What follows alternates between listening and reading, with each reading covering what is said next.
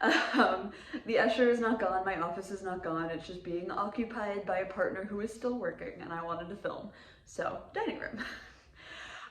Today I want to talk about practicing the basics. And I'm sure a few of you are like, well, Robin, 1,000 other people have made this video. What new do you have to say? But of course you know I do have new things to say because it's me.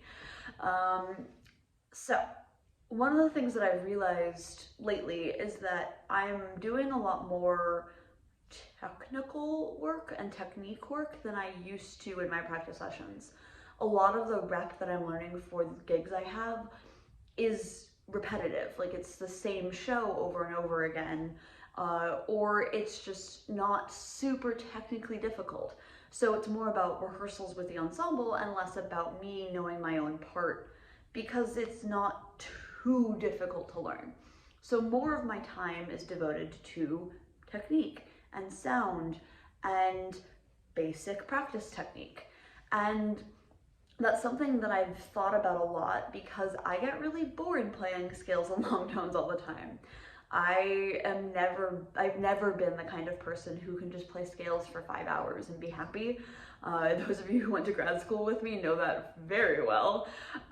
So trying to find new and interesting ways to practice technique and get better at my instrument without really spacing out and not using the time effectively. One of the biggest things that I've started doing is long tones, but multiphonic long tones.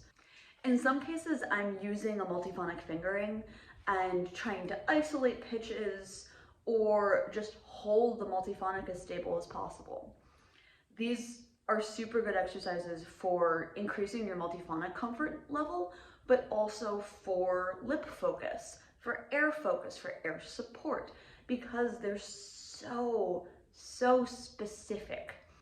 Yes, the same is true for just normal long tones, but I find that multiphonics are even more of a challenge, and because one of my weaknesses is lip weakness, which I don't think anyone can blame me for considering the trauma that my face has been through over the last 15 years, it's something that is really good for me.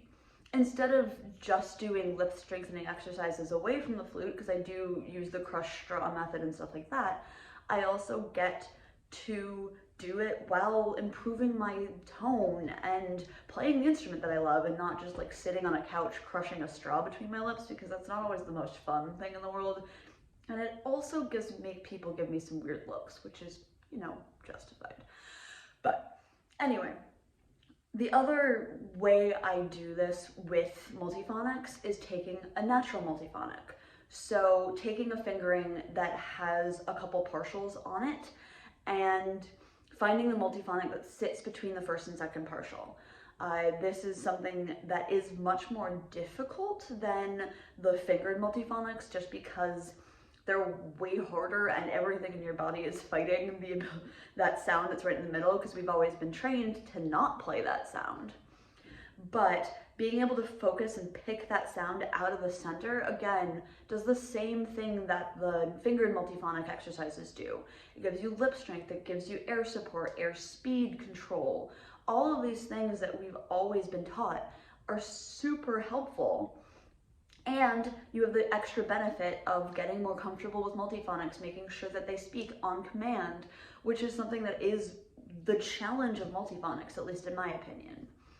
With the natural multiphonics, I usually go like get the pitch to speak immediately, get the multiphonic to speak immediately, and then after I have some control in that and it's consistent and I can hold it, I'll start kind of transitioning from the bottom note to the multiphonic to the top note and back, and cycle through that, which also gives lip flexibility and air control and all of these things. All of these exercises do the same as long tones. I find them more interesting. I find them that they're killing at least 2 birds with 1 stone, if not 3 or 4. And overall, they help my playing way more. The next thing is something that I've preached about for years, and that's singing and playing. For those of you who don't know, flute is the closest instrument to singing. The sound production for flute is basically the same as singing, you just don't engage your vocal cords. So you know what's really great and really good to help your flute sound? Engaging your vocal cords. It's really easy to hear what you're doing when you're also singing. And I'm not talking about just singing and playing, I'm talking about actually singing. Like, play a line, sing a line, play the line again, and see how that changes your sound, how it opens up your sound in a way that, like, it's really hard to do otherwise. It really gets you using all of your physical resonance in a way that, again, is really hard to teach apart from singing, in my experience. So again, singing by itself is a great thing. You guys also all know that I love singing and playing. Sometimes I'll play scales and I'll sing the pitches along, obviously not as fast as I might play scales if I'm just trying to go for finger technique, but it's still a beautiful sound exercise, and it works super, super well to make me really listen to what I'm doing. It's also practice for me because what I do in music requires so much control over my voice that it's always good to have more practice there. But again, I'm doing this for the sound production qualities. The technical side of things is a happy benefit, essentially. I'm not necessarily going to always do singing things, but when I start playing and I feel like I feel stuffed up and like my sound isn't really resonating the way I want to, 10 minutes of singing and it's working incredibly well again. The other sound exercise that I use a lot is whistle tones.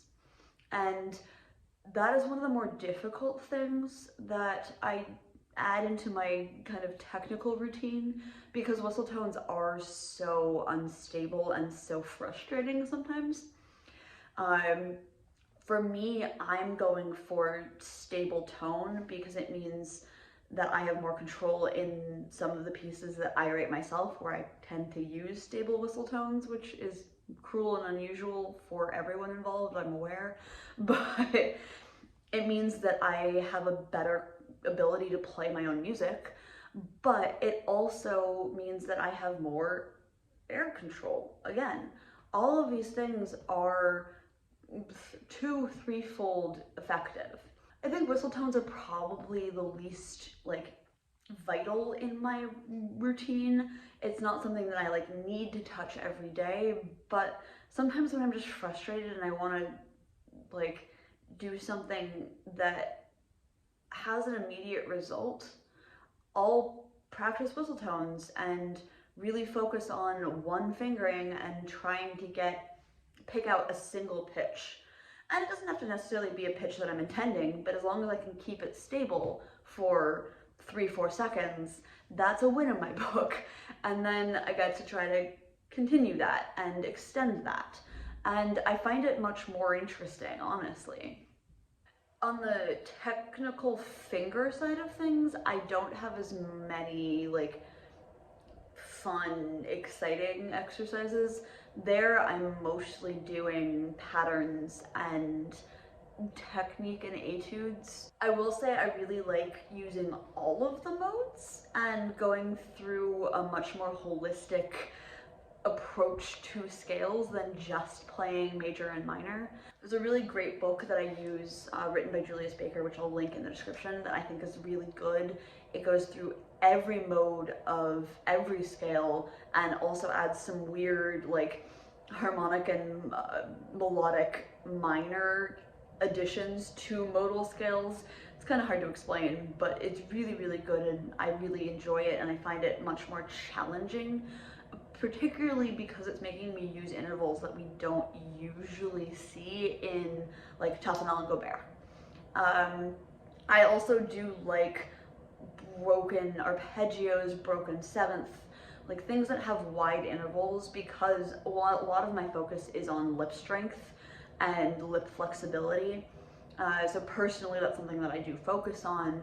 But overall, in finger technique, I can't help you as much in breaking up the monotony, unfortunately. But yeah, I think it's really important to remember the basics. But I also think, as I talked about probably like a month ago now, the basics are expanding, and these kinds of things are really, really helpful and a great thing to incorporate into your warm-up or just practice session. They all help you gain more control over your playing in general, and also very specific technical things that not everyone has had the chance to practice because of where we are in the musical spectrum of contemporary music. So as always, I want to know what you guys think. Do you like these exercises? Have you tried them yourself? Are there other ones that you think I should incorporate? And what are your favorite like multifunctional warm-ups or practice techniques? Because I think that's really important, is especially as you get into a freelance career where you might have a lot of things going on, having efficient multi-purpose practice techniques is super, super important. But yeah, as always, if you guys like this video, give it a like. If you're new here, subscribe, and I'll see you guys very soon.